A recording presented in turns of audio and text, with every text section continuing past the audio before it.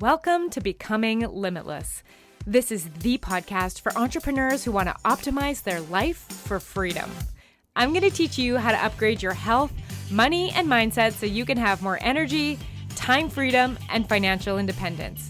I'm your host, Tanessa Shears. Let's jump in. Welcome back to the Becoming Limitless podcast. Okay. Have you ever said to yourself, or thought, I have the intention to eat well or to go to sleep on time, but I just gotta get this thing done. I have to work on this project so that I can finally get ahead, or I'm feeling behind because I had to take a nap today, or I felt anxious, or I felt overwhelmed. Have you ever said that to yourself and you have let your busyness in your business affect your health, right? I am such a fan of understanding our relationship with time and our relationship with boundaries, because boundaries and a relationship with time are the thing that safeguards your health. Now think about this. How many times have you worked late, gone to sleep late, woken up, feel tired, then skipped your workout, and because of that, you feel low energy, so you're snacking all day, and then you feel bloated, and it goes on and on and on, right? And so there's nothing to safeguard. And so I'm a really big proponent, and something I've had a lot of aha moments around lately. It's you can have all the hows and the strategies, and you can know exactly what to do with your health, and you can have this great hour by hour planned out day. But if you are constantly telling yourself you are behind and you don't have a structure in place for handling that, you will always choose your business over your health because your business feels more immediate. And when I often will talk to clients in my Becoming Limitless program, and they're like, hey, I'm struggling with consistency right now. And when I'll ask things like, okay, well, can you tell me why you haven't been walking as often lately, or why you haven't been going to sleep on time? They'll say things like, oh, I was up late working last night till 11:30, or I didn't work out after work because I stayed late and just finished a couple emails, or I was too mentally exhausted, right? This is important to address. And today I'm talking to you. I'm actually going over a training that it was a training I did a long time ago, but I sent that link out to so many people since then that I was like, Tanessa, let's put it on the podcast. All right. So today's training and today's, podcast episode is, I really want you to understand the mindset of a time hacker, and specifically, hear this, how to feel like you have enough time. Raise your hands, and I promise I can't see you. Raise your hand if you are like, I don't feel like I have enough time. I just feel like if I had more time, I'd have time for my meditation. I'd have time for a walk in the afternoon. I'd have time for X, Y, and Z, but I just don't feel like I have enough time, okay? Because get this, if you are sleeping late, if you are eating garbage food, if you are skipping your exercise because you haven't gotten enough done yet, or you're in a fizzy in your head, you feel panicked and anxious and overwhelmed about your size of your to-do list, you need to address this issue. But here's the deal. It's not just about a fancy calendar issue. It's not about if you just block off time better, then you'll be great. It's not just if you schedule properly, you'll be great. And although, yes, there's 100 tactics in there that are going to make this all easier, you need to understand that if you are feeling in a panic about your to-do list and you're behind, I don't have enough time, I can't get enough done, blah, blah, blah. This is not a calendar issue. It's a thought error. It is a mindset problem. Aha, yes. And by the end of this episode today, I hope that you really are like, you know what? It is a mindset problem. I can fix this, because I can tell you a secret. The best news I could ever give you is that it is a mindset problem. Why? Because if your brain is the problem, your brain is the solution, and you have full control over your brain. I know sometimes it doesn't feel like it, or if you're new to this work, you're like, yeah, okay. But I promise you, you have control over your mindset. You do. Because if the problem is somebody out there, a schedule out there, something outside of you, you also will be in belief that the solution will be outside of you. And you can't fix that. So you are now a victim to your to-do list. And that is a terrible feeling. So today, I'm going to teach you how not to be a victim of your to-do list, right? Let's fix your mindset on this, all right? So like I said, feeling like you have enough time isn't a circumstance that is dictated by how much is on your to-do list or how full your calendar is. Feeling like you don't have enough time is to do with the state of your brain. The state of your brain. Because and we know that this is true intellectually. You can have two people with the same amount of things on their to-do list and somebody thinks it's a light day and somebody is completely overwhelmed by it, right? The amount of time that your brain spends in drama over the amount of things on your to-do list, what you have to get done today, the amount of chatter in your brain is creating so much of that overwhelm. Like we attribute it to being like, I've got like 40 things to do today. Or like even sometimes when I like to think of planning for these massive trips we go on, I'm like, oh my gosh, we have so much to do. And then I leave it at that. You're right. I do have a lot to do. There is a boatload of stuff to plan and prepare to go away for 2 months. There just is. But if I now sit there and be like, oh my gosh, I should make the planning list. I wonder what do I bring last time that I forgot? What else should I bring? Who do I need to call? Do I need to call the insurance lady on the house? Like if I then spend the rest of my week or time leading up to that trip, months, constantly in my brain about it, of course my brain is going to feel full, right? The drama has created so much of the stress around it, right? So a lot of it then is your brain saying like, okay, you've got so much to do. If you could just get through this, you won't feel like this anymore, right? Like if I could just, and I'm going to use this trip planning for an example because it's really relevant to me right now.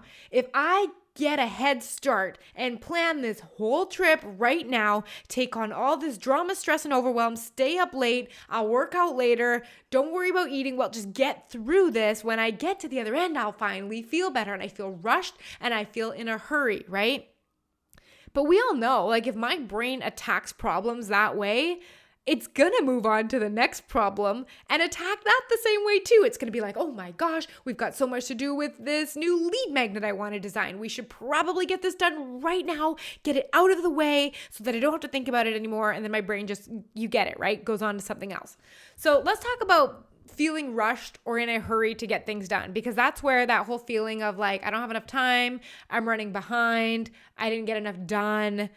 That feeling rushed or in a hurry to get things done usually comes from one of three places, okay? First one is that you have things that you need to get done or items on your to-do list, but you don't have the available time to complete them all in the deadline you have set. Think about this. I had this conversation with an entrepreneur inside of my Becoming Limitless program on one of our group calls, and he was feeling really tight for time. And it was like, I've just got to work so much right now. It's a stressful season. And when we started digging into it, what we started to understand was that as entrepreneurs, so many of the deadlines in our business we set. You are the one that decides when your podcast episode goes live. You are the one that decides when the launch happens. You are the one that decides when you need to revamp your onboarding series or something like that. You are the one that decides everything. So why are we not giving ourselves enough time? Like, let's just use a launch, for example. If you are launching a product or a service or you're opening enrollment for something, why only give yourself 2 weeks to prepare? Instead, what happened if you gave yourself 2 months to prepare and you had ample time? So we really need to start looking at, like, if you don't feel like you have enough time, is there some fact in there where you are not giving yourself ample time to complete all of the tasks? And that comes down to a little bit of perfectionist thinking and not really understanding how long things take. So let's say you're like, yeah, I'm just going to write, a 10 email series for this launch, and I'm going to create the social graphics. I should be able to get the emails done in 2 days, social graphics in a day. And you're like, oh yeah, that should take about 3 days. But in reality, we've been there. Emails take forever to write, especially if you're doing it in a launch and you want them to be good. And so what if it took you a whole week to write the emails and a whole week to do the social posts, and then you gave yourself an extra week? Like, would that not feel so much better to have that space? What if we are just severely undercutting ourselves on the amount of time that we need to complete something, or underestimating how long it takes, right? So when we get in this idea here, I call this the working to-do list problem. And what that can show up like is like we all have a to-do list, whether it's in our head, it's on a piece of paper, an Asana board, Trello, ClickUp, whatever it might be. We have a to-do list, right? And that to-do list is full of projects, or like me planning this trip, full. Like it, honestly, you should see our Google Doc for planning our trips. Like it is long. And we just then are like, okay, I'm going to sit down today and I'm going to work off this giant list. And that is overwhelming because it never really feels like you get anything done. Because even if you get 3 things off of that list in a day, you now have 30 to 50 other things on that list. And so you're always looking at the gap between where you are and how much you have to do. And you know that when you take 2 things off that list, 3 more go on, right? It's this concept that's presented in this book called the gap and the gain. All right. The gain is, let's say you had 30 things on your to-do list and you got 4 done. The gain is looking at, okay, I had 30 things on the to-do list and now I have 26. And I have accomplished 4 of those things today. I have gained 4 things. That is the gain. I've accomplished 4 things. The gap is, holy crap, I still have 26 more things to go. Are you living in the gap? Are you living in the, oh my gosh, I accomplished things, but look how much more I still have to do, right? That creates so much conversation and drama and chatter in my head. And that drama and chatter in my head is what is exhausting, not 26 neutral things on a piece of paper. Okay? So the working to-do list problem, are you working from one giant list? Because we need to stop that. So unfortunately, what most of us then do is we follow this really bad, in my opinion, productivity advice of like, choose your most important 3 tasks of the day. Have you heard that? You know, choose your top 3 tasks, your biggest needle moving activities, and do those, your top 3 activities off the list. Like I've subscribed to that at some point. However, that we then need to ask this question of like, okay, I chose 3 things. Do those 3 things actually fit in my day? I was coaching a client a couple of years back and she was following this process that she had, to choose 1 thing for exercise and 1 thing for self and 1 thing for business and 1 thing and all these top 3 things. And she was so frustrated she was getting nothing done. And I said, okay, no problem. How long do each of those 3 things take? And she's adding them up. And there was like, this one takes 45 minutes and this one takes an hour and this one takes 90 minutes. And she was adding them up and it added up to something like 4.5 hours of tasks. And then I said, cool. How long do you have in your day to complete those tasks? And she's like, I only have 2 hours. I was like, well, no wonder we feel like we're never achieving anything and we're behind. We followed productivity advice to choose our top 3 things, but time-wise, to complete those things still didn't fit in the time we have allotted or available to complete those things. Do you see? Top 3 tasks, not a good idea either. We want to make sure that the things we're putting on our list fit. So if you have 2 hours worth of time to work on content, 2 hours worth of time to work on your finances, 2 hours worth of time to whatever, you need to make sure that those things fit. And the last thing I always like to talk of is when we have this conversation of all these things we need to get done is what I call missing blocks of time. So we learn these fancy productivity things of like, okay, well, I know it takes me an hour to write an email and I know it takes me 45 minutes to do this and 30 minutes to do this. And you slot these things like Tetris onto your calendar and it's literally block, block, block, block, block. It's beautiful. It's pretty. It's great. Cool, right? Theoretically, that should work. But I've had clients who have dogs that have thrown up all day and they had to take time off. I have clients who have had kids get sick, stay home. They can't record the podcast episodes because it's too noisy at the house, for example. I have had all kinds of situations. I've had people whose team members have called in sick and now they're picking up the work on that. Like, we don't leave any room in these perfect calendars we create for room for error. I call them sliding blocks, like empty blocks of time, like holy crap blocks where you can be like, thank goodness I have empty time to slide this task that I didn't get done into. So let's say your kid was homesick and you were supposed to write your emails for that afternoon for your launch. Well, now you have an open block of time tomorrow because you had planned that ahead of time and you can slide it into that block, right? It is so wonderful for our brain to know that it has room for error. Because if we have these massive lists, these perfect schedules that have every minute accounted for, it does not leave room to be a human. And here's the deal. Whether you planned it or not, you were going to have a human life anyways. So you either have planned for it and accounted for it or not. And this is why I'm not stressed out at the end of my days, at the end of my weeks, because I'm like, it's okay, cool. You're right. Let's say I had a migraine and I had to take the afternoon off. Well, thank goodness I left a whole hour or two free on Thursday for that purpose. If you don't use that hour or two, cool, get ahead on some stuff for next week, or go work out or take an afternoon off, right? It's a really cool way to start thinking about your time. So when we're talking about feeling in a rush or hurry to get things done, we're talking about the 3 places this comes from. The first one, we just talked about it, is that we have things to get done and we don't have available time to complete them in the deadline we've set. All right? That is number 1.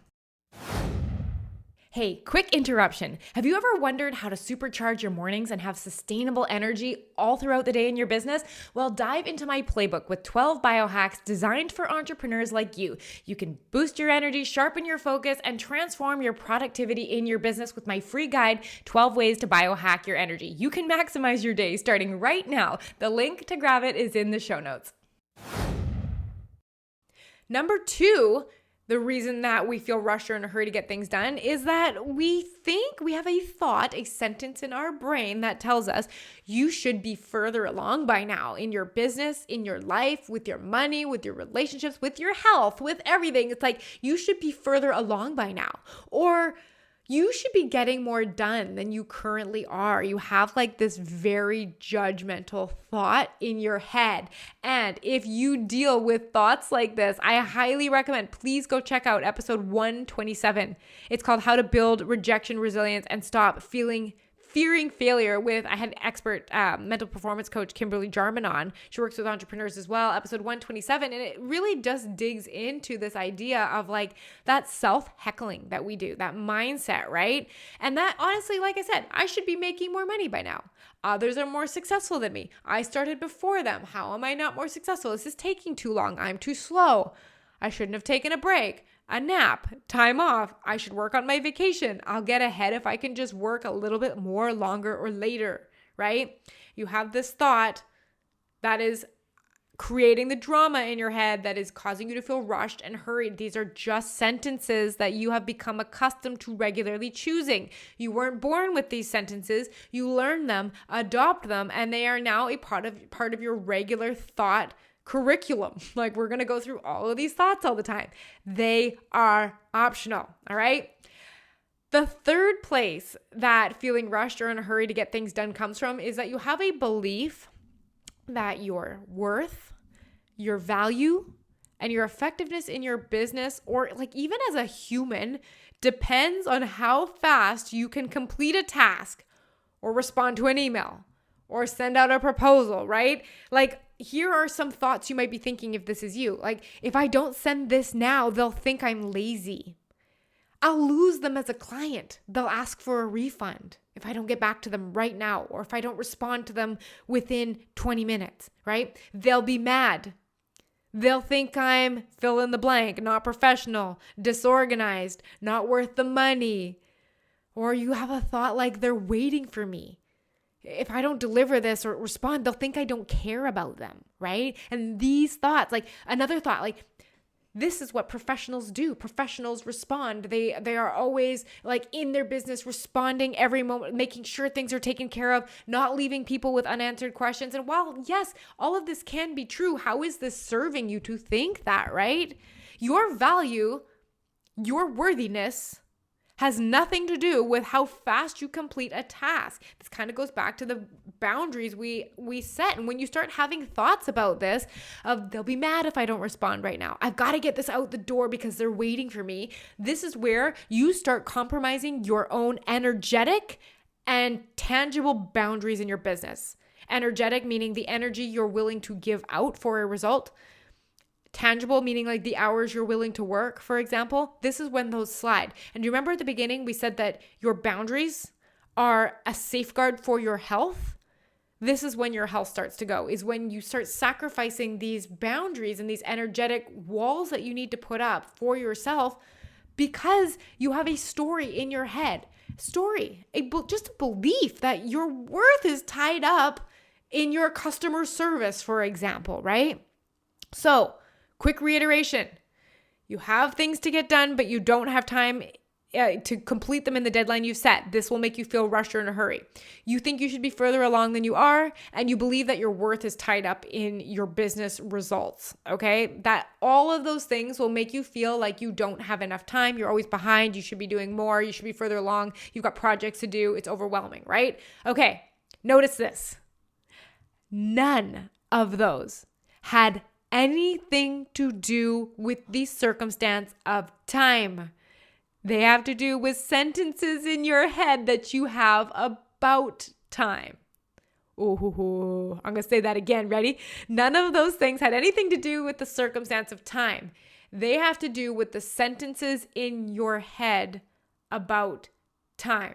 And it creates this cycle where you feel anxiety, overwhelm, panic, or you're in a hurry about your to-do list, right? So you overwork, you work more than you want to work, or you rush to get caught up, and you get a dopamine hit because, like, let's be real, sometimes you can get caught up and get ahead, right? You get a dopamine hit and you feel on top of everything. This feels great.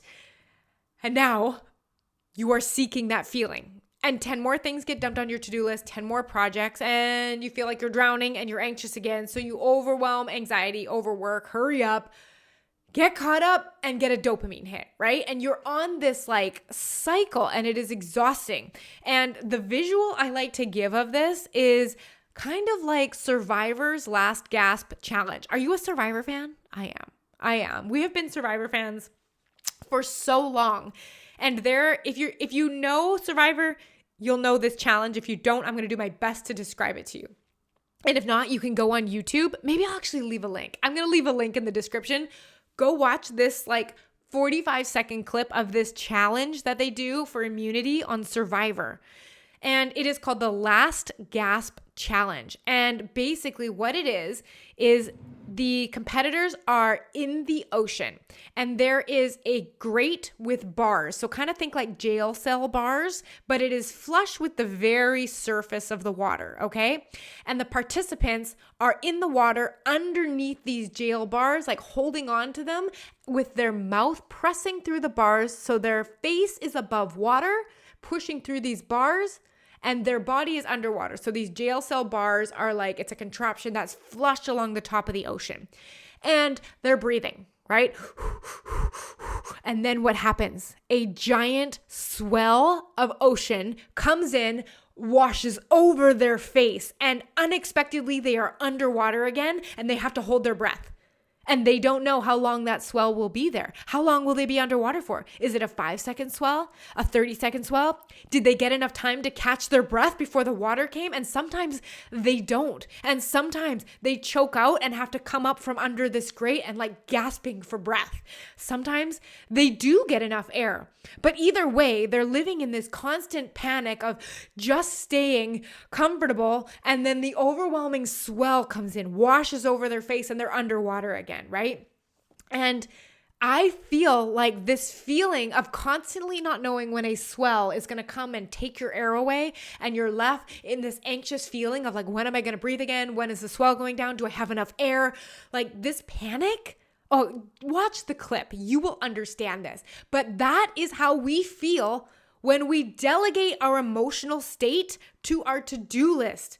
Because we're going to feel stable and we've got it. And then a swell comes in and that's when 10 things get dumped on your to-do list and you're literally drowning and anxious again. And then the swell subsides. You can breathe. Oh, dopamine hit. And then the swell comes again. This is what it's like.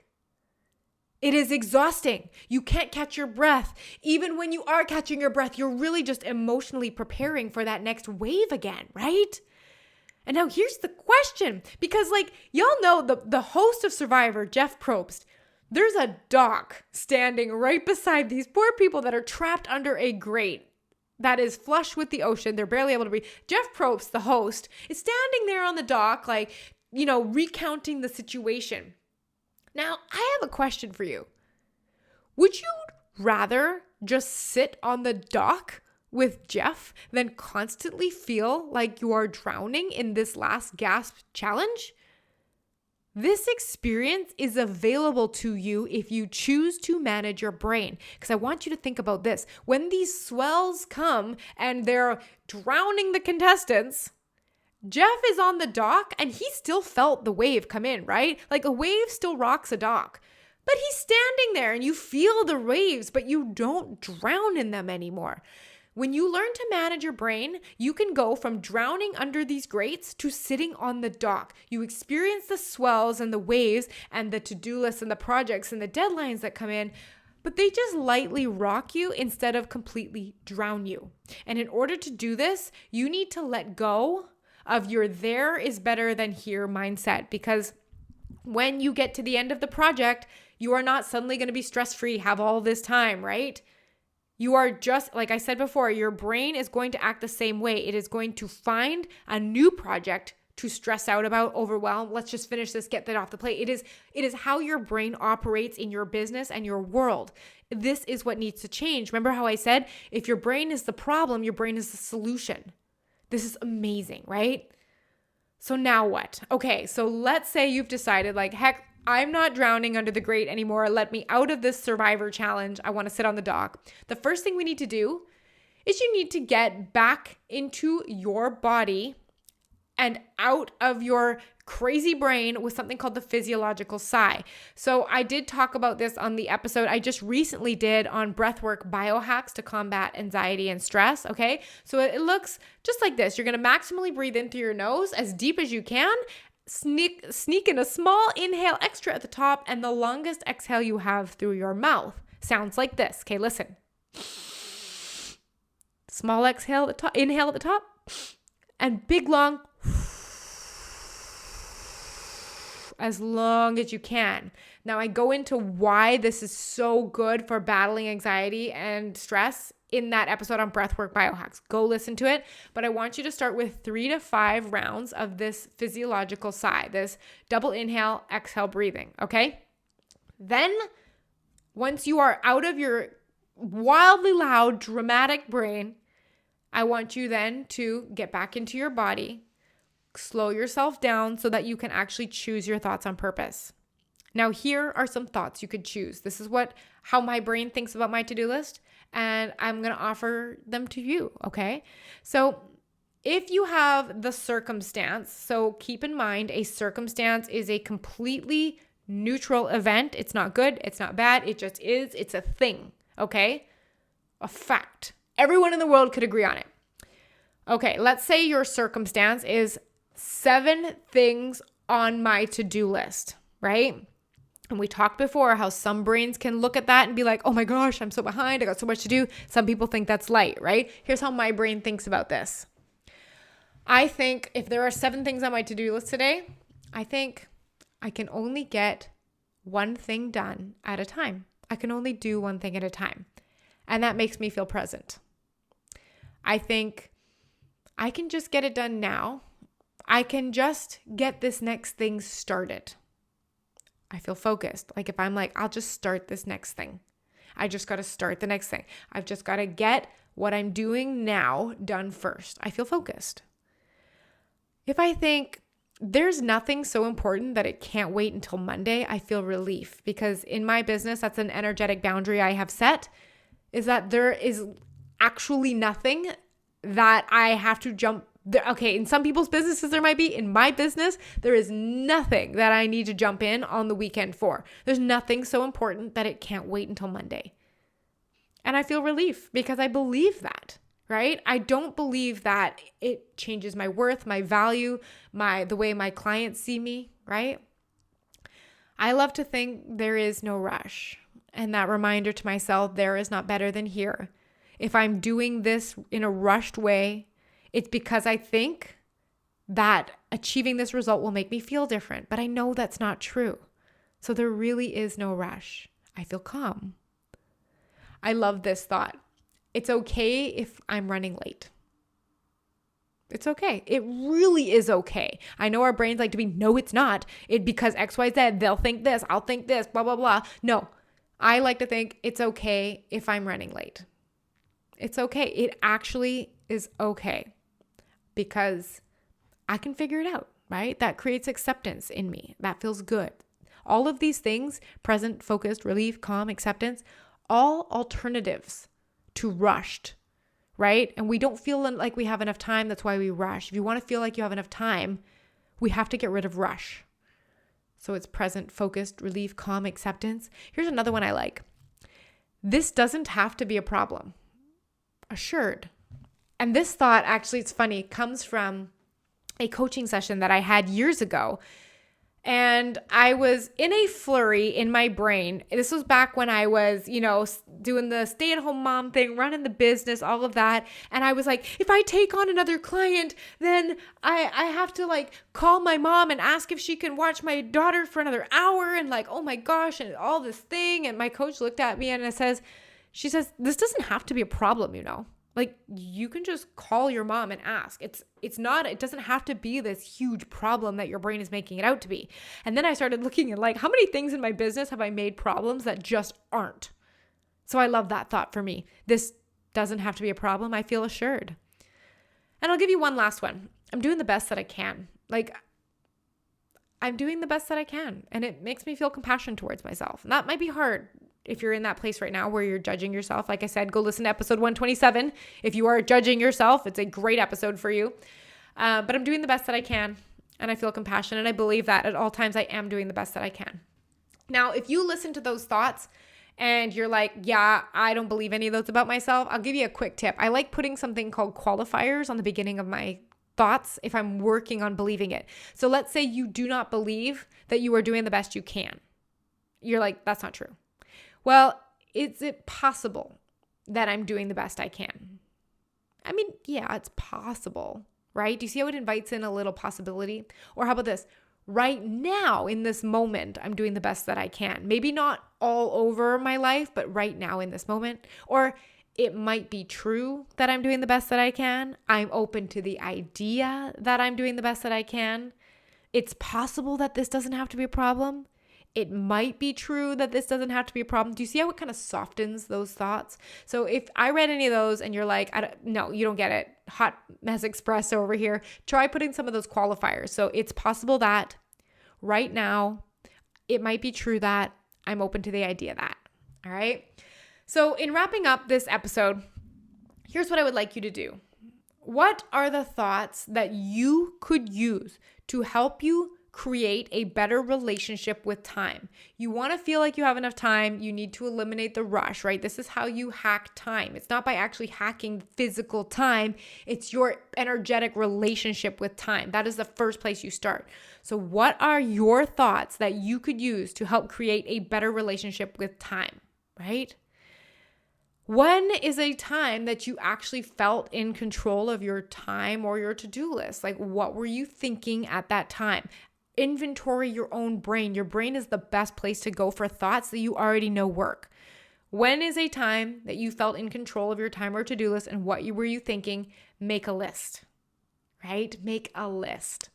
And this will help you have thoughts to lean into when you are in those moments where you are feeling behind and overwhelmed, because all that does is it muddies the boundaries between you and your health. And we know that our energy, our health, our focus, our clarity, it is what makes life so fulfilling and worth living. It's what makes things feel good, right? And enjoyable. I love having good sleep. I love eating well. I love exercise because of how it makes me feel. I didn't sign up to this life to just run a business and have it run me.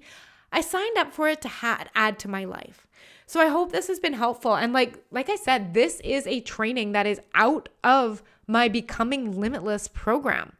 And so in this program, I don't just teach you the how of becoming limitless. Yes, of course, we need to have good sleep and we need to eat well and we need to move our bodies, right? But we also take a really close look at how you structure your time so that we can safeguard your health. We get those time-place boundaries in play and create time freedom. I have a whole bonus program inside my Becoming Limitless program called the Time Freedom Accelerator, which teaches you how to manage your calendar to make space for your health, right? But in there, you are getting coaching. You are allowing your brain to be a human brain when you take the strategy, you put it in your calendar, and all of these natural negative emotions come up that tell you there's not enough time, it's hard, I can't figure this out. That's what my job is. My job is to coach you, to see your brain from the outside and to give you an outside perspective. Hey, did you ever notice that this is the way you were speaking about this, or you were thinking about this? Did you notice that you look at this as a fact when in fact it's just an opinion? What if you didn't have this thought? Who would you be without this? That's what I love. I think that's what creates the change. And so when you join the Becoming Limitless program, you're not joining just to get a bunch of how-tos. You're joining to become the person that lives those how-tos. That is who you are, right? It's not always a how issue. It's a who.